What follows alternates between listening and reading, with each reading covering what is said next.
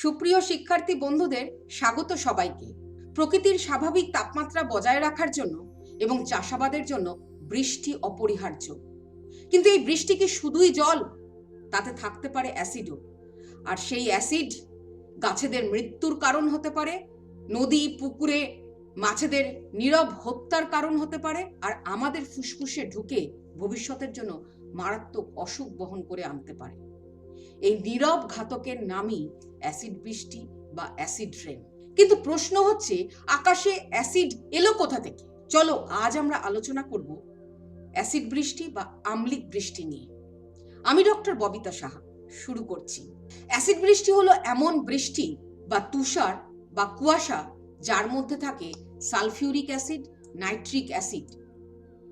বৃষ্টির স্বাভাবিক পিএইচ 5 থেকে 6, কিন্তু অ্যাসিড রেনে পিএইচ হয়ে যায় 4-এর কম, 3 বা কখনো কখনো 2।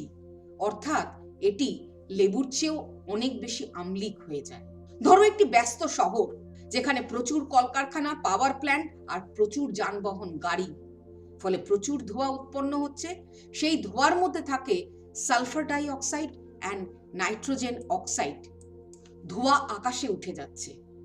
সূর্যালোকের উপস্থিতিতে অক্সিজেন এবং জলের সঙ্গে বিক্রিয়া করে তৈরি করছে সালফিউরিক অ্যাসিড এবং নাইট্রিক অ্যাসিড। ফলে যে বৃষ্টি থাকছে তাতে থাকছে অ্যাসিড। একেই আমরা বলছি অ্যাসিড বৃষ্টি বা আম্লিক বৃষ্টি। সুতরাং অ্যাসিড বৃষ্টি কোনো কল্পকাহিনী নয়, এর মধ্যে রয়েছে বিশুদ্ধ রসায়ন। অ্যাসিড বৃষ্টি পরিবেশের উপর মারাত্মক প্রভাব ফেলে। গাছেদের ক্লোরোফিল ক্রমশ ধ্বংস হয়ে যায়, ফলে গাছ সূর্যালোক শোষণ করতে পারে না, সালোক সংশ্লেষ কমে যায়, গাছ দুর্বল হয়ে পড়ে, ধীরে ধীরে শুকিয়ে যায়, অর্থাৎ বন ধ্বংস হয়। জলের পিএইচ অনেক কমে যায়, ফলে মাছেদের ডিম ফুটে লার্ভা হয় না, ব্যাঙ বা অন্য জলজ প্রাণীরাও বেঁচে থাকতে পারে না, জলজ বাস্তুতন্ত্র বিঘ্নিত হয়। অর্থাৎ আপাত দৃষ্টিতে বিশুদ্ধ জল মনে হলেও তার মধ্যে লুকিয়ে রয়েছে মৃত্যু। আবার এই অ্যাসিড রেন মার্বেল পাথর বা লাইমস্টোনকে ক্ষয় করে। অ্যাসিড রেনে যে সালফিউরিক অ্যাসিড থাকে তা মার্বেল পাথরে ক্যালসিয়াম কার্বনেটের সঙ্গে বিক্রিয়া করে ক্যালসিয়াম সালফেট পরিণত করে, ফলে স্থাপত্যের ক্ষয় হয়। হয়তো তোমরা সবাই জানো যে তাজমহলের সামনে মথুরা রিফাইনারির কারণে তাজমহল ক্ষয় হচ্ছে, তাজমহল ক্ষতিগ্রস্ত হচ্ছে। অর্থাৎ এই অ্যাসিড রেন শুধুমাত্র প্রকৃতিরই ক্ষতি করে না, আমাদের ইতিহাসকেও ক্ষতবিক্ষত করছে। অ্যাসিড রেন ফুসফুসে ক্রমশ ঢুকে আমাদের ফুসফুসের সমস্যা করে, শ্বাসকষ্ট হয়, চোখ জ্বালা করে এবং অ্যালার্জি হয়। শিশু এবং বয়স্কদের উপর এর প্রকোপ আরো মারাত্মক। এই অ্যাসিড রেনের কি কোনো নিয়ন্ত্রণ নেই? হ্যাঁ, আছে।